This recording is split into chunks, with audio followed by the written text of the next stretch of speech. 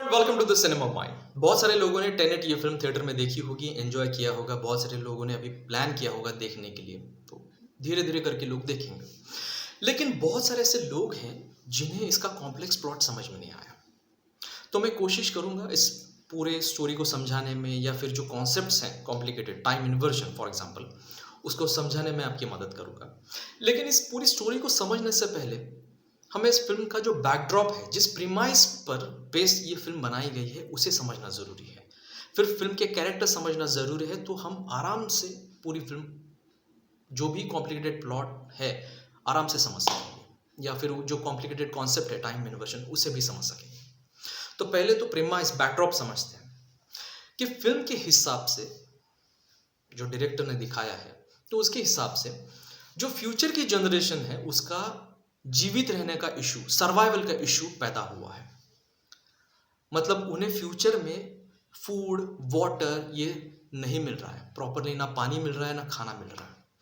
और इसके जिम्मेदार हम लोग, मतलब अभी के प्रेजेंट जनरेशन, अभी की पीढ़ी, या हमारी पिछले वाली पीढ़ी है। कैसे? क्योंकि हमने जो कुदरत के साथ खिलवाड़ किया है।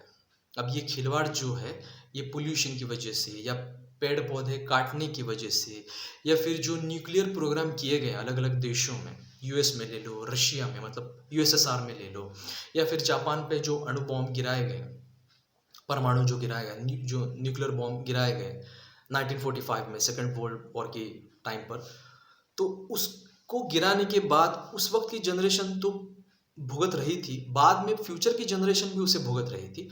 तो ऐसे बहुत सारी चीज़ें हैं जिसकी वजह से कुदरत बर्बाद हुई प्रेजेंट में, और इसका बुरा इम्पैक्ट, परिणाम जो है, वो आगे की जनरेशन भी भुगत रही है, क्योंकि उन्हें ना खाना मिल रहा है, ना पानी मिल रहा है फ्यूचर में। तो पैसा तो बहुत सारा होगा, सोना होगा, चांदी होगी, जो भी है, लेकिन आप ये सारा पैसा तभी एंजॉय कर पाओगे जब आप प्रॉपरली सर्वाइव हो पाओगे। और सर्वाइव कब होगे?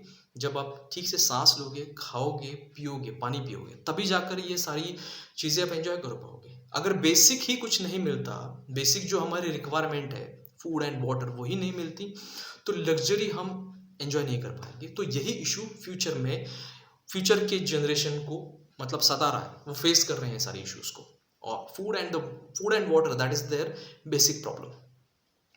और वो अभी के जनरेशन को रिस्पॉन्सिबल मानते हैं इस सारी चीज़ों जो वो फेस कर रहे हैं फ्यूचर में, उसके लिए वो अभी की जनरेशन को या पिछली जनरेशन को वो रिस्पॉन्सिबल मानते हैं।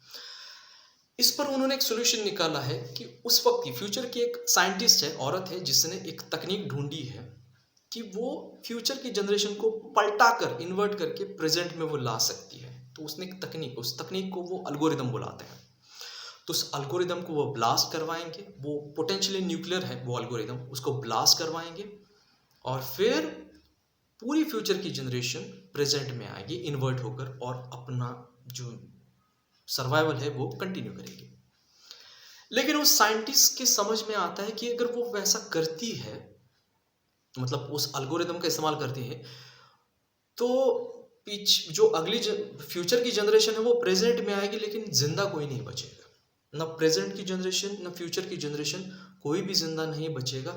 सब कुछ एक झटके में खत्म हो जाएगा, और ये धरती ही नहीं रहेगी, क्योंकि जो भी फ्यूचर में है वो सब कुछ पलट जाएगा।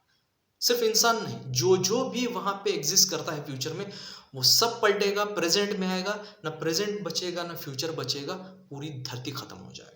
ये डर उस साइंटिस्ट को सताने लगा, उसे रियलाइज हुआ कि उसने बहुत गलत चीज बनाई है। तो वो ऐसा करती है कि उस अल्गोरिदम के 9 टुकड़े करके प्रेजेंट में कहीं ना कहीं अलग अलग जगह पर छुपा देती है। अब प्रेजेंट के लोगों ने एक आदमी को ढूंढा है इस मिशन को कंप्लीट करने के लिए। अब ये आदमी कौन है, क्या वो करता है, इसके बारे में हम अगले वीडियो में बात करेंगे। चलिए, मैं यहीं पे रुकता हूँ। नमस्ते।